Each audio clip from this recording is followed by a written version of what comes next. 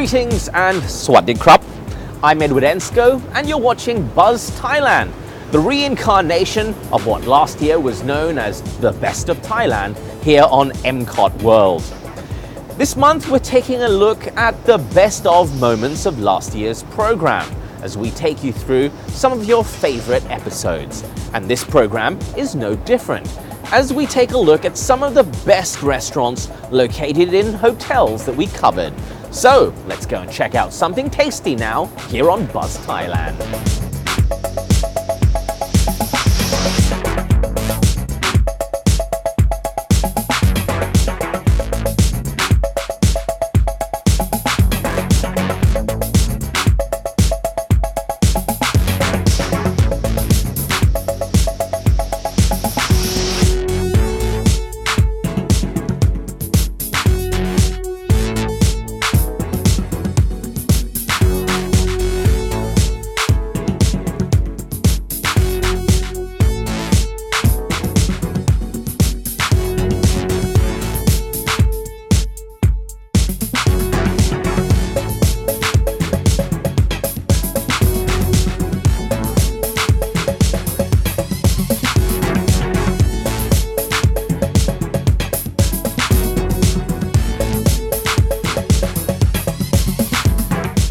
Our journey through the premium world of hotel venues begins at the luxurious cocoon at the top of the Sofitel Sukhumvit known as La Part.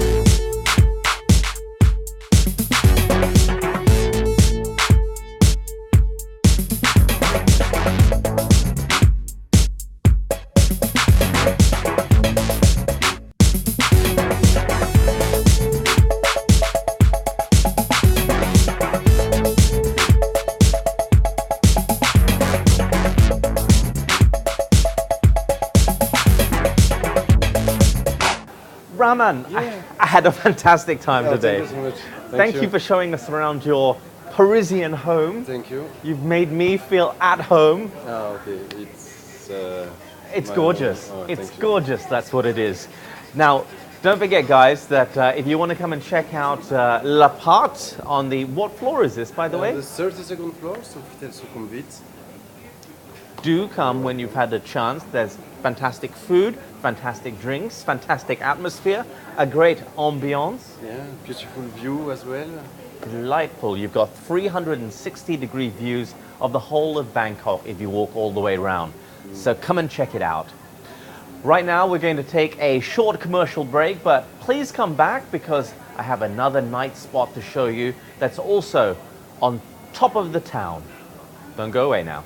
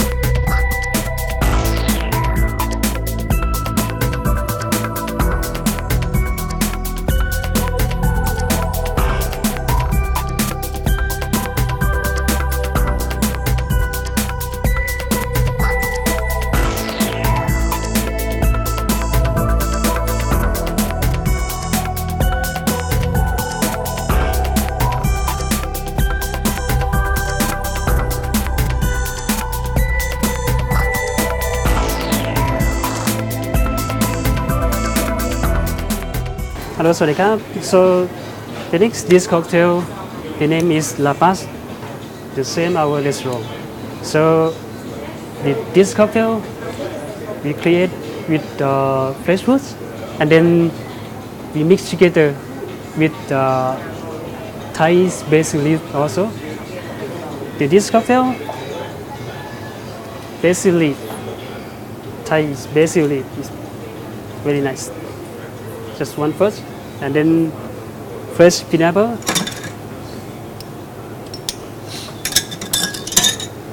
tomato, right? About 6 or 7 times tomato, and then fresh strawberry, whole bowl, 1 bowl,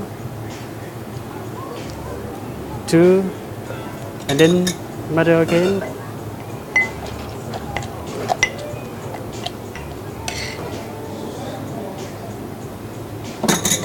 look like the color, nice color, and then strawberry syrup,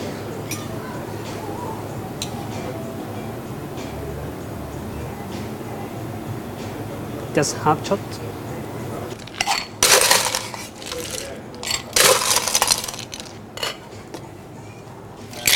and then cherry.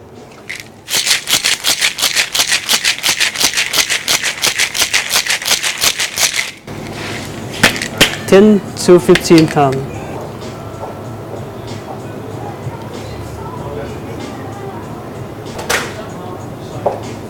Yes. Already just easy for the decoration or garnish. 1 leaf basil. Put on the rim, and then all ready for this cocktail.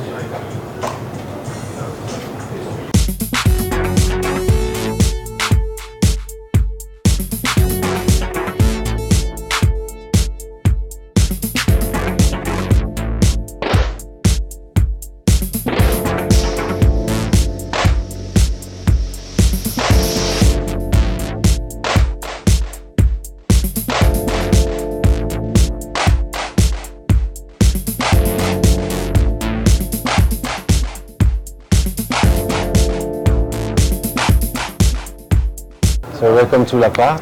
L'Appart, a beautiful rooftop bar. The design of L'Appart, it's a Parisian apartment. You can guess L'Appart like apartment in French. We like a real apartment. Many rooms, many different area, atmosphere.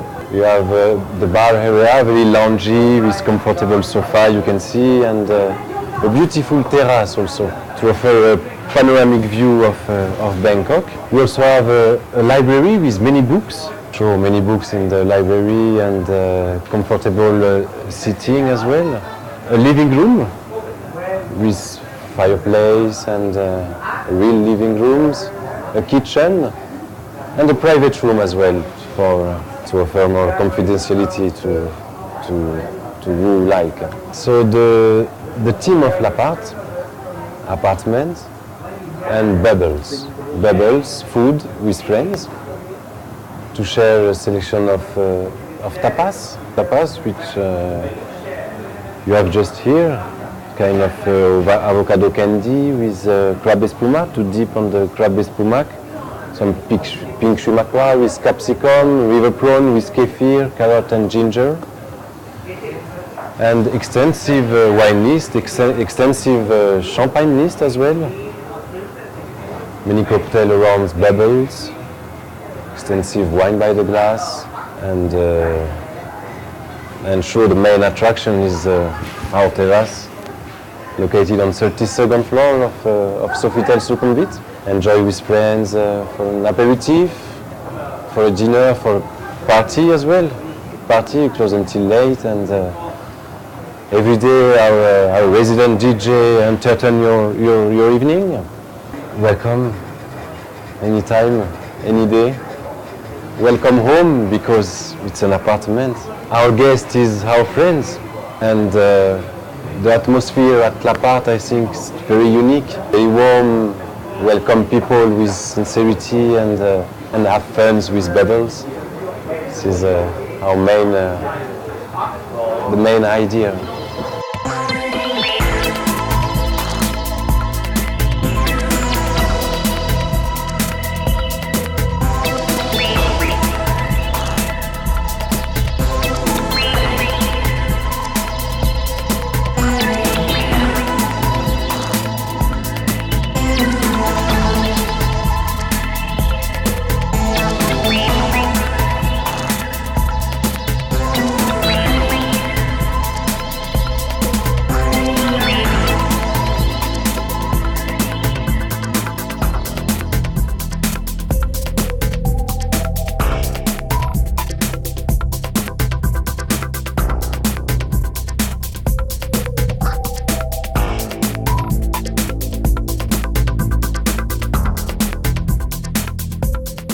Our next stop on this journey across the rooftop bars of Bangkok, taking you to the latest, newest, hottest spots on top of great buildings with great views, brings us right here to La Part.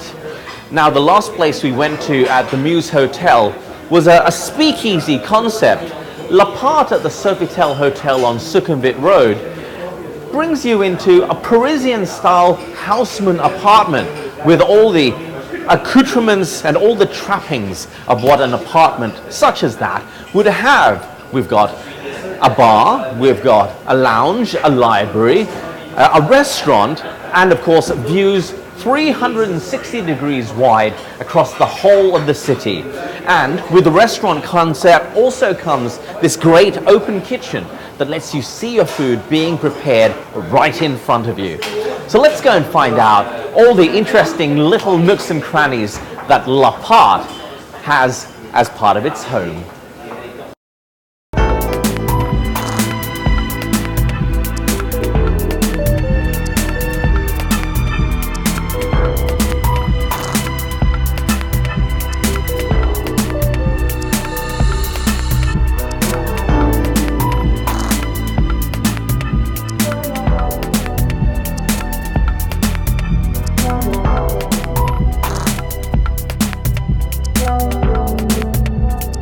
If you're looking for a cool contemporary vibe to go with your delicious Japanese cuisine, then look no further than Zuma at the St. Regis Hotel.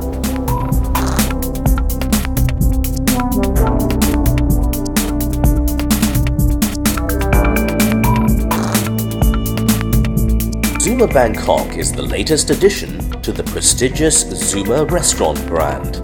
Centrally located in Bangkok's St. Regis Hotel in the heart of the Ratchaprasong district, Zuma delivers an elegant, informal dining experience. General Manager Paddy explains more.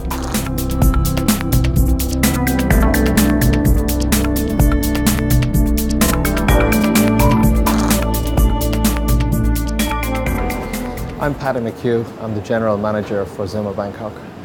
Zuma's been open for just about a year now, but I guess we've been on the premises here for nearly 2 years.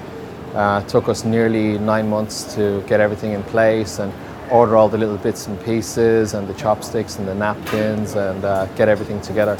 So we opened just about a year ago, shortly after the floods, and everything finished up last year. We're based here, as you know, on Ratchadamri Road, and it's very conveniently located right beside the BTS Ratchadamri, and of course we're here in the St. Regis Hotel. So this street has a lot of the right kind of traffic and a lot of people that would appreciate the food at Zuma and the drinks and the whole thing that we have to offer here.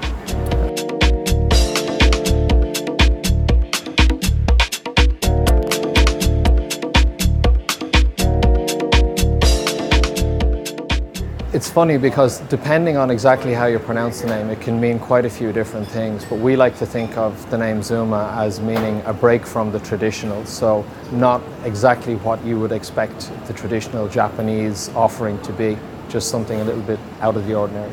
Well, we like to try to keep the atmosphere at Zuma as informal as we possibly can. Our concept and our style is izakaya style. So it's not intended to be a very formal, fine dining kind of experience. In fact, totally the opposite. What we'd really like for people to do is come in. If you're wearing your t-shirt and your jeans, that's absolutely fine. On the other hand, if you're dressed for a night at the opera or whatever, that's also fine. You can come in dressed any way you like, and we like to try to create an informal, enjoyable, relaxing night out kind of an experience for people.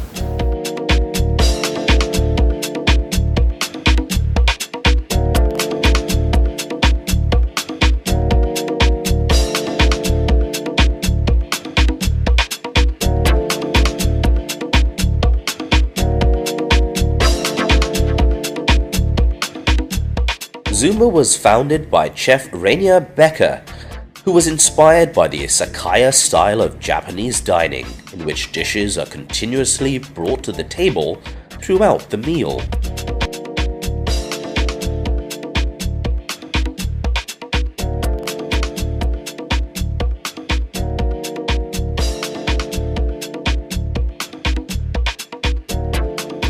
The cuisine at Zuma is what we refer to as izakaya cuisine. Izakaya being an informal eating and drinking experience, but the emphasis of the cuisine at Zuma is on sharing. It's all Japanese cuisine. It's not traditional Japanese. We try to keep it a little bit slightly different from the exactly traditional Japanese cuisine. So it would be Japanese cuisine that all nationalities can appreciate. So, for example, some of our dishes here, if you compare it to dishes in Japan, our dishes may be slightly more spicy, or the seasoning might be a little bit more apparent than the way it would be done classically back in Japan. It's difficult for us to put our finger on any dish and say that it's absolutely unique, because we like to think that we've done every dish very uniquely, as in we've differentiated it from the way it would be done in another place. There are many staples that you're going to find in Japanese cuisine, like salmon teriyaki and chicken teriyaki and edamame. And when you go to a Japanese restaurant, frankly, a lot of people would be upset if it was very different to a traditional chicken teriyaki or salmon teriyaki or edamame. So with a lot of the old staples, we keep them fairly close to what is traditionally expected. But then with some of our other dishes, like the yellowtail, for example, that's cut in a certain way and it's served with a pickled garlic, and the sauce is very, very unique to us. And if you look at all the dishes throughout the menu, I'd say that almost every dish, even down to the edamame, we offer options that would be very, very unique, and you definitely won't find them in any other restaurant except Zuma. At Zuma, we have a couple of signature dishes. One of our best-selling signature dishes would be our barley miso chicken. And that's actually a small baby chicken that's imported. It's very, very tender. The flesh is very, very white, and that's marinated in a barley miso marinade, and it's cooked on a slice of cedar wood, a slice of actual cedar wood veneer in the oven, and it's browned up and roasted. That would be one of our signatures. Another signature dish at Zuma is our miso cod. So that's a beautiful piece of fresh boneless cod, and that's marinated in miso, and it's cooked in a joba leaf in the oven. That's very, very unique to, very, very unique. The first Zuma opened in the Knightsbridge area of London in 2002.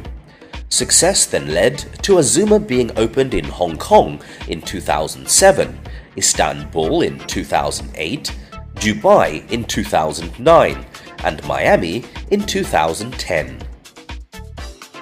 Diners can look forward to sharing some of Zuma's delicious signature dishes. Zuma has a main kitchen, robata counter, and a sushi bar. Zuma also offers a selection of luxury bespoke cocktails. Let's hear from Paddy about just how amazing they can be.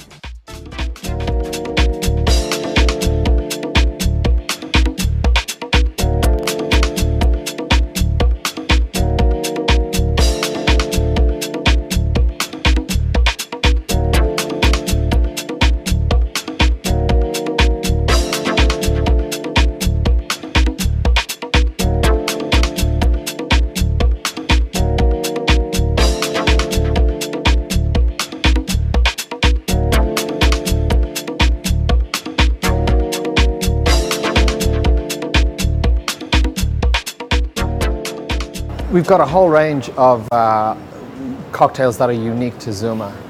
What we try to do very much is focus on top quality ingredients, everything from the liquor to the fruit to the ice, right the way across the board. So if we're going to create a new cocktail, one of the first things we'll start off with is selecting the right liquor to go into it. We go into a lot of detail. We might taste 4 or 5 different rums. We don't worry too much about the price in the beginning. We just look at finding the absolute best liquor. Then everything down to even the shape and size of the glassware. At Zuma, we have about 4 or 5 different kinds of ice, everything from shaved ice, cracked ice, cube ice, hand-chipped ice balls, and hand-shaped ice cubes. We go into great detail to just make it the absolute best cocktail that we can. Then at the end, we'll also try to find good garnishes, choosing the best herbs. Even sometimes if the herb is not available here in Thailand, we'll try and import that herb from Australia or from somewhere else to create the absolute best cocktail. Sometimes we go into detail with over-the-top detail, some might say, with the presentation of the cocktail. We have a fantastic Japanese whiskey sour on offer, and obviously we use some Japanese whiskey in that, and we smoke the whiskey. We actually serve that in a bottle with smoke. We have a little mini smoker there at the bar, and that presents very, very well. It looks a little bit science fiction when it arrives to the table, because you've got this bottle full of whiskey sour with the foam and the smoke. Then you take the top out of the bottle, and when you pour it, it looks kind of a little bit mad scientist, but the taste is very classic and very original.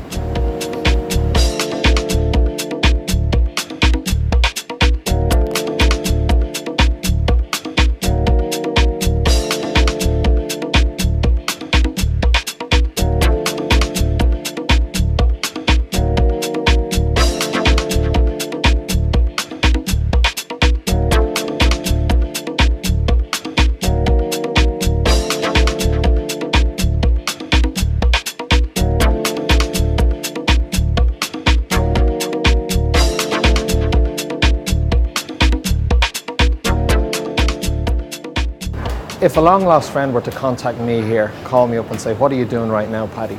I'd say to them that I'm working in what I believe to be one of the best restaurants in this part of the world. It's located in a fantastic location. It's a beautiful environment to be inside.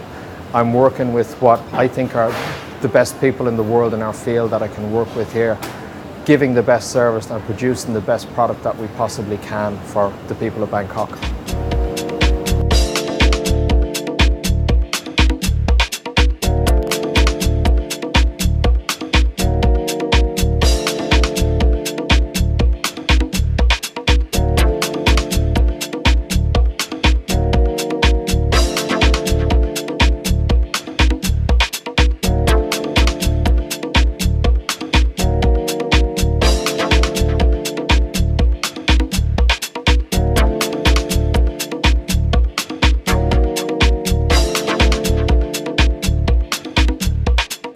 The variety of seating options both indoor and outdoor.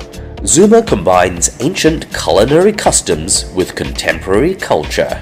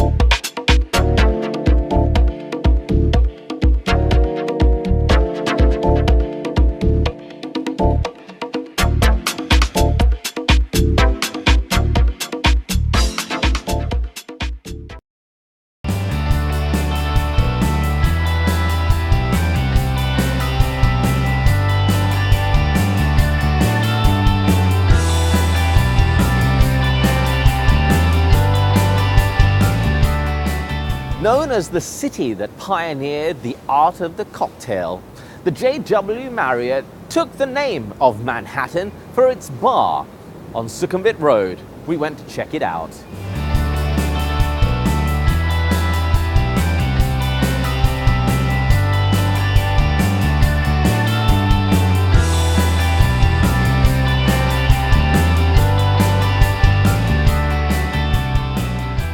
My name is Bruno Rothschädel. I'm Director of Food and Beverage here at the JW Marriott Bangkok. The Manhattan Bar is, in my opinion, a lifestyle destination.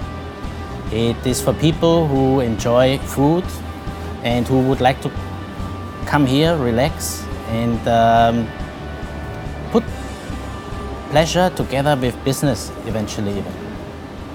One of the changes that we have done, we have increased our seating because the initial seating was much smaller. So we added a couple of furnitures here. We added a fantastic chef's table in front of the kitchen so guests actually could see and look how the chef is preparing the food. And we also will add some entertainment components, live music, DJ on certain nights here, so that you really get a nice, well-balanced feel and a good ambience together.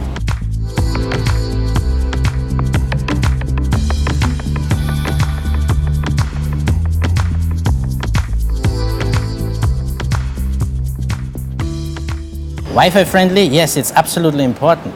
Nowadays, you would like to check immediately where you are and what you're doing, and actually everything in the Marriott is Wi-Fi friendly. And as a secret, if you sign up for a Marriott rewards number, you have automatically access in any Marriott lobbies for free Wi-Fi access, and it doesn't cost anything. So this is something, when people would come here, they immediately can check in. If you think about New York, you think about being classic, you think about being urban, you think about the creative people that live there, that make New York so dynamic. So this relationship we would like to capture here inside Manhattan Bar by trying out different things, by being innovative with our products that we are doing.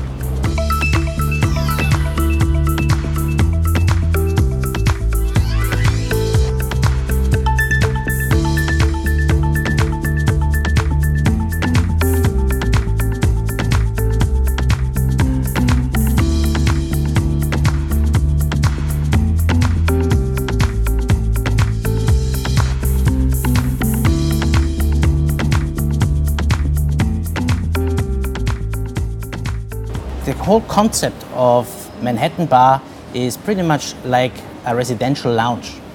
So the target market is for people who would like to come here, who would like to sit down, enjoy, and who would like to feel at home, and who would like to sit with a glass of wine, who would like to see the chef cooking for them right in front of them, or who want to chill out with some of their friends. The most unique feature of the Manhattan Bar, I think, is that you have inside the bar a show kitchen. We have a fantastic opportunity really to try new things, and the customer is right in front of them who can see what is going on.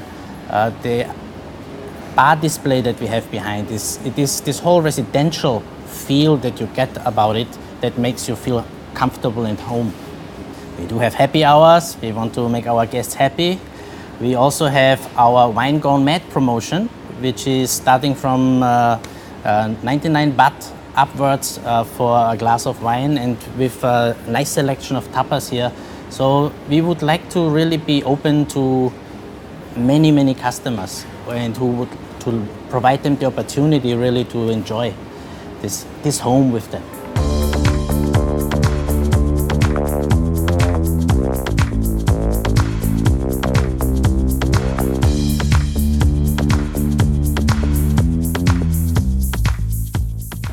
Our signature beverages here is obviously the Manhattan, classic Manhattan. We do have a fantastic moon over Manhattan, and we do have also an appletini, and then we have the downtown Manhattan. So there are certain variations of this Manhattan. Some of them are more catered towards ladies, they like it more sweet. Some of them are more towards the gentlemen who like it a little bit stronger. So I think this is a very well-balanced menu that we provide. And also a unique feature as well is that we flavor a lot of our vodkas ourselves. We have bubblegum vodkas, we have bacon vodkas, and all these beverages that we create together will find their ways somehow in their cocktails.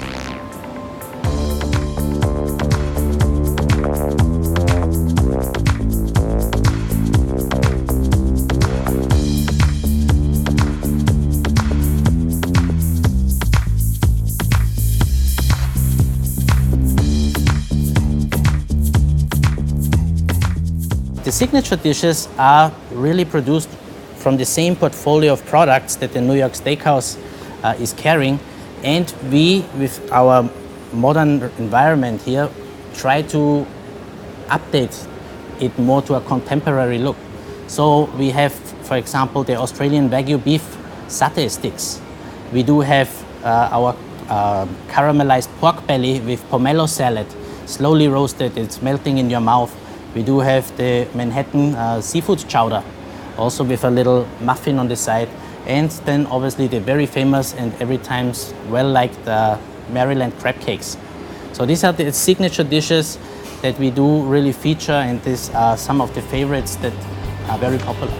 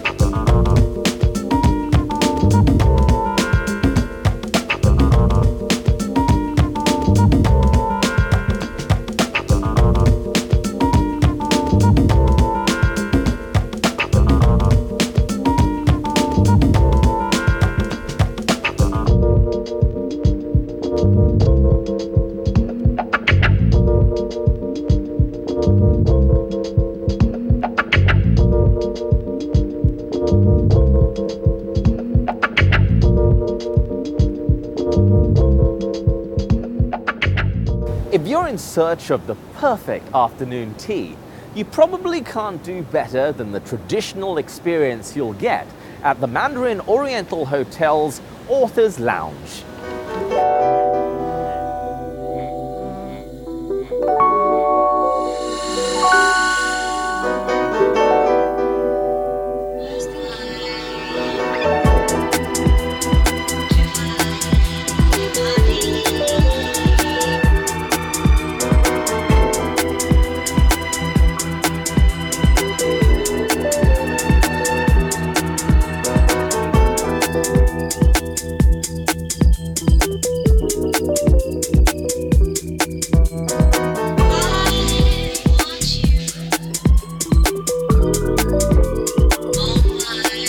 So, Kun Asia, you've got a really great place here.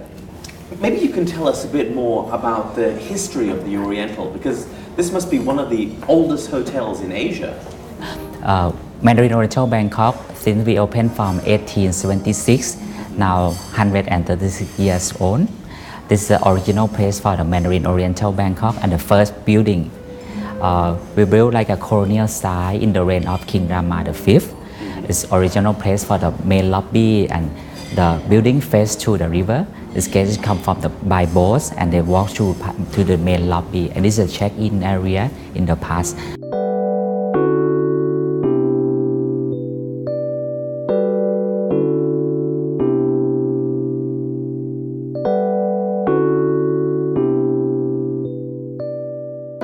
It's now, from the past until now, it's nice place for the business area, nice place for the talking, and now we change to the famous afternoon tea in town. Yes, because this was actually the original wing of the hotel. Yes. So how did this tradition of afternoon tea get developed into this part of the venue? Okay. First, we start with traditional English style because it's afternoon tea is original in the England. Now you have too many like a businessman or tourists come to the Oriental, and they have we have to support customer in the afternoon time. Start with the traditional English style, original for the English afternoon tea sets. We have three kind of afternoon tea. Start with traditional English set. In English sets we will have a consists of traditional scone. You see like this. Scone we have served with cottage cream and jam. Original finger sandwich with a small of cake and pastry. And the other set we have a Thai afternoon tea set. We have a mix between Western food and Thai dessert. It's very charming and nice decoration for Thai dessert. And another alternative solution, we have a vegetarian. It's for people who want a soft snack with vegetarian no meat.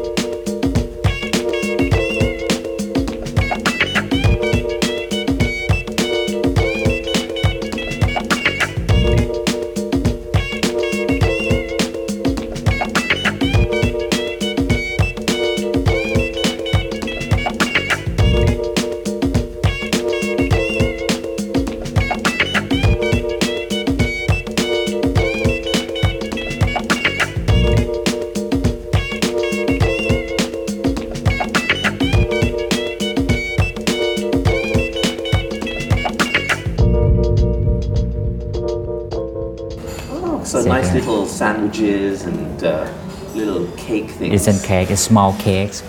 Looks delightful, and it must be good because you're quite busy. People come here from all over the world. That's right. It's a nice place for afternoon tea in town, in Bangkok, or can say in Thailand. Probably the original place to have afternoon tea here in Thailand. That's right, Kap.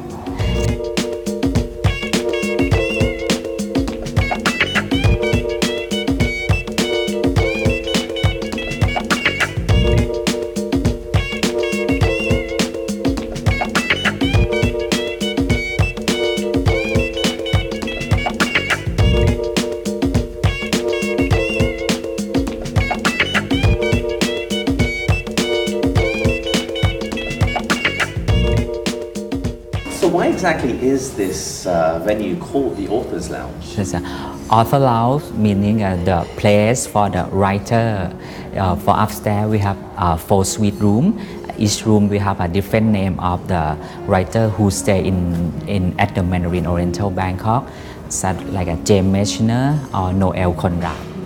Oh, okay, so that's where the name came from. That's it.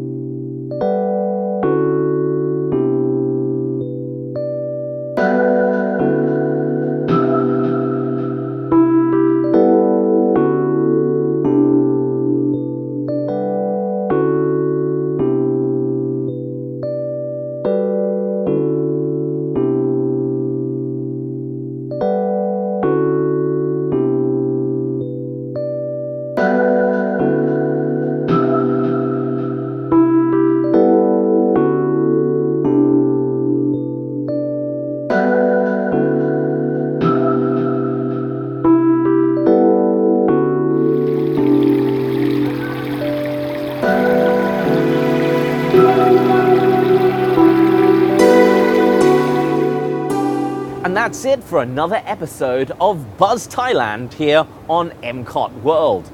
And it also brings us to the end of January, which is our month of reflecting back on the best of 2012.